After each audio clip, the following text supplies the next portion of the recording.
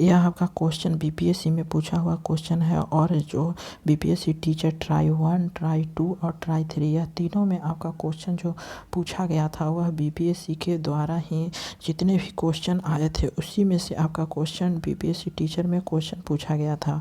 और previous paper के साथ साथ एनसीईआरटी बुक और एससीईआरटी बुक यह दोनों से जो क्वेश्चन मिलता है वह आपका बीपीएससी से क्वेश्चन आपको टैली करेगा और बीपीएससी टीचर का आपका एग्ज़ाम में यही क्वेश्चन आपको घुमाकर पूछ दिया जाएगा। तो सबसे पहले हम लोग देखेंगे प्रीवियस पेपर का और यह आपका 16 क्वेश्चन है। इसके पहले आपका प्लेयर लिस्ट में आपका 100 वीडियो आपको मिल जाएगा, ठीक है। तो आप साइंस का 100 वीडियो देख लीजिए, हर एक क्वेश्चन आपको वहाँ से मिल जाएगा।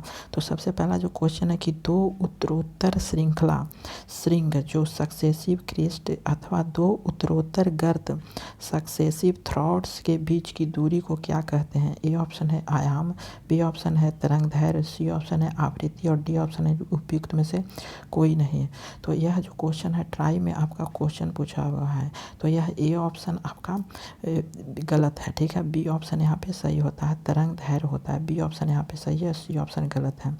अब अगला क्वेश्चन है कि विद्युत चुंबकीय तरंगों का वेग होता है, क्या होता है। ए ऑप्शन है 3 × 10⁸ मीटर पर सेकेंड है, 3 × 10⁷ है, सी ऑप्शन है 3 × 10⁶ और डी ऑप्शन है 3 × 10⁵ उपयुक्त में से कोई नहीं, उपयुक्त में से एक से अधिक। तो हमारा ए ऑप्शन सही होता है कि 3 × 10⁸ मीटर पर सेकेंड। और यह क्वेश्चन आपका बीपीएससी ट्राई में क्वेश्चन पूछा हुआ है। अगला क्वेश्चन है कि निम्नलिखित में से कौन सा विद्युत चुंबकीय तरंगों का उदाहरण नहीं है। ए ऑप्शन है वाई किरण, बी ऑप्शन है आपका एक्स किरण, सी ऑप्शन है परावैंगनिक किरण और डी ऑप्शन है पराध्वनिक तरंग। तो इसका हमारा डी ऑप्शन सही होता है पराध्वनिक तरंग और यह भी आपका क्वेश्चन बीपीएससी ट्राई में पूछा हुआ है। अगला है कि निम्न में से इनमें से किसकी तरंग लंबाई सबसे अधिक है। और यह बीपीएससी टीचर आपका जो 1 to 5 में हुआ था उसमें यह क्वेश्चन आपका हूबहू क्वेश्चन पूछा गया था। तो निम्नलिखित में से किसकी तरंग है जो लंबाई सबसे अधिक होती है। ए ऑप्शन है इंफ्रारेड, बी ऑप्शन है एक्स किरणें, सी ऑप्शन है दृष्टिगोचर प्रकाश, डी ऑप्शन है रेडियो तरंगे, ठीक है। तो इसका डी ऑप्शन सही होता है, रेडियो तरंग का होता है। अगला क्वेश्चन है कि निम्नलिखित में से विद्युत चुंबकीय विकिरणों में से किसकी ऊर्जा अधिकतम होती है। ए ऑप्शन है दृश्य प्रकाश, बी ऑप्शन है अवरत किरणें, सी ऑप्शन है परावैंगनिक किरणें, डी ऑप्शन है एक्स किरणें। तो इसका डी ऑप्शन सही होता है, एक्स किरणें होता है। अगला क्वेश्चन है कि माइक्रोवेव में विद्युत चुंबकीय तरंग होती है जिसकी सीमा की आवृत्ति है। ए ऑप्शन है 300 हर्ट्ज किलो से लेकर के 3 मेगाहर्ट्ज तक, बी ऑप्शन है 3 मेगाहर्ट्ज से 300 मेगाहर्ट्ज तक, सी ऑप्शन है 1 गीगाहर्ट्ज से 300 गीगाहर्ट्ज तक और डी ऑप्शन है 300 गीगाहर्ट्ज से 400 टेराहर्ट्ज तक। तो इसका हमारा सी ऑप्शन सही होता है, 1 गीगाहर्ट्ज से लेकर के 300 गीगाहर्ट्ज तक होता है। अगला है कि क्रिस्टल की संरचना जानने के लिए निम्न में से किसको प्रयोग में लाया जाता है। ए ऑप्शन है गामा किरणें, बी ऑप्शन है एक्स किरणें, सी ऑप्शन है यूवी किरणें और डी ऑप्शन है दृश्य प्रकाश। तो इसका हमारा बी ऑप्शन सही है, एक्स किरणें होता है। अगला क्वेश्चन है कि एक रडार जो शत्रु के वायुयान की उपस्थिति का पता लगाता है प्रयोग करते हैं और यह आपका क्वेश्चन बीपीएससी में पूछा गया है। तो यह आपका जो ऑप्शन है प्रकाश तरंग, बी ऑप्शन है रेडियो तरंग, सी ऑप्शन है ध्वनि तरंग, डी ऑप्शन है कर्णातीत तरंगे। तो इसका बी ऑप्शन सही होता है, रेडियो तरंगे होता है। अगला क्वेश्चन है कि सुदूर संवेदन तकनीकी में निम्नलिखित में से किसका प्रयोग होता है। ए ऑप्शन है विद्युत तरंग का, बी ऑप्शन है सोनार तरंग का, सी ऑप्शन है गामा तरंग का, डी ऑप्शन है विद्युत चुंबकीय तरंग का। तो इसका हमारा जो आंसर है वह हमारा डी ऑप्शन सही है, विद्युत चुंबकीय तरंग का। अगला क्वेश्चन है कि जब समताप मंडल में ओजोन का अवक्षय होता है तो पृथ्वी के धरातल पर पतित विकिरण की तरंगदैर्घ्य कितनी होती है। ए ऑप्शन है 10⁻10 मीटर, बी ऑप्शन है 10⁻7, सी ऑप्शन है 10⁻−2 और डी ऑप्शन 10 एम होता है, ठीक है। तो इसका जो आंसर है वह हमारा बी ऑप्शन सही है, 10⁻7 एम। अगला क्वेश्चन है निम्नलिखित में से किस एक प्रकार की तरंगों का प्रयोग रात्रि दृष्टि उपकरण में किया जाता है। ए ऑप्शन है रेडियो तरंग, बी ऑप्शन है सूक्ष्म तरंग, सी ऑप्शन है अवरक्त तरंग और डी ऑप्शन है उपयुक्त में से कोई नहीं। तो इसका हमारा सी ऑप्शन सही है, अवरक्त किरणें होता है और यह भी आपका बीपीएससी ट्राई में पूछा हुआ है। अगला क्वेश्चन है कि निम्नलिखित में से टीवी रिमोट कंट्रोल में उपयोग की जाने वाली तरंग और यह बीपीएससी ट्राई आपका 1 to 5 में पूछा गया था। एक ए ऑप्शन है एक्स किरणें, बी ऑप्शन है परावैंगनिक किरणें, सी ऑप्शन है अवरक्त किरणें और डी ऑप्शन है गामा किरणें। तो इसका सी ऑप्शन सही होता है, अवरक्त किरणें होता है।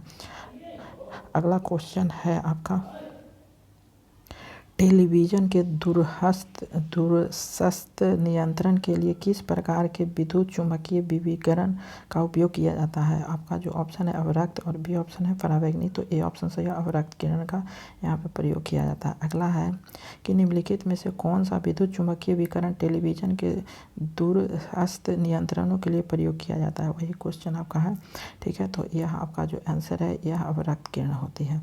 अगला क्वेश्चन है कि एक टीवी सेट को चलाने के लिए निम्नलिखित में से किसका एक का टीवी रिमोट नियंत्रण इकाई द्वारा प्रयोग किया जाता है। जो ऑप्शन दिया गया है, यह ऑप्शन है प्रकाश तरंगे, बी ऑप्शन है ध्वनि तरंगे, सी ऑप्शन है सूक्ष्म तरंगे और डी ऑप्शन है रेडियो तरंगे। और यह भी आपका बीपीएससी ट्राई में क्वेश्चन पूछा हुआ है, तो डी ऑप्शन से यह रेडियो तरंग होता है। अगला है कि दूरसंचार के लिए उपयुक्त तरंगे हैं। ए ऑप्शन है दृश्य प्रकाश, बी ऑप्शन है इंफ्रारेड, सी ऑप्शन है अल्ट्रावायलेट और डी ऑप्शन है माइक्रोवेव। तो इसका डी ऑप्शन सही होता है, माइक्रोवेव के दूरसंचार के लिए उपयुक्त तरंगे होती है। अगला है कि आवृत्ति मॉड्यूल एफएम रेडियो वेव्स के बारे में क्या सही नहीं पूछा है, कौन सा सही नहीं है। ये ऑप्शन है आवृत्ति मॉड्यूल की आवृत्ति रेंज आयाम मॉड्यूल एएम से कम होती है इनमें से। अगला है कि इनमें से आयाम और कला नहीं बदलती है। सी ऑप्शन है इसका आविष्कार एडविन आर्मस्ट्रांग ने किया था और डी ऑप्शन है इसकी बैंडविड्थ आयाम मॉड्यूलेशन से ज़्यादा होती है। तो इसका जो आंसर है वह हमारा ए ऑप्शन सही होता है। ठीक है, अगला क्वेश्चन है कि एफएम प्रसारण सेवा में प्रयुक्त होने वाले आवृत्ति बैंड का परासर होता है।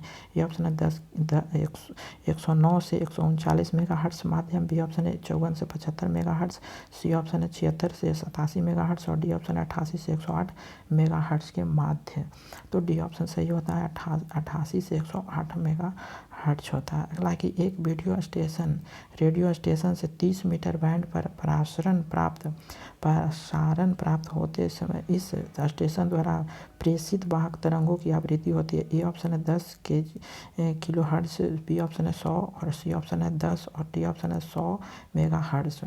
तो इसका आंसर सी है सही, 10 मेगाहर्ट्ज़ होता है। अगला है कि आंतों के रोगों के निदान के में निम्नलिखित किरणों का उपयोग किया जाता है।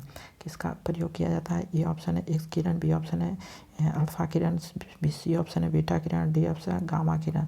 और यह बीपीएससी ट्राई में आपका क्वेश्चन पूछा हुआ है, तो ए ऑप्शन सही होता है, एक्स किरण होता है, एक्स किरण ये ऑप्शन सही होता है। अगला है कि सीटी स्कैन करने में प्रयोग में लाई जाती है। यह भी आपका बीपीएससी ट्राई में पूछा हुआ है। ए ऑप्शन है कि अवरक्त किरण, बी ऑप्शन है पराश्रव तरंग, सी ऑप्शन है दृश्य प्रकाश और डी ऑप्शन है एक्स किरण। तो यह जो आंसर है वह हमारा डी ऑप्शन एक्स किरण होता है। अगला क्वेश्चन है कि निम्नलिखित में से किसका आविष्कार विल्हेल्म रोजेंट द्वारा किया गया था। ये ऑप्शन है रेडियो, बी ऑप्शन है एक्सरे मशीन, सी ऑप्शन है बिजली का और डी ऑप्शन है उपयुक्त में से कोई नहीं। तो हमारा बी ऑप्शन से एक्सरे के द्वारा किया गया था। तो thank you for watching this video.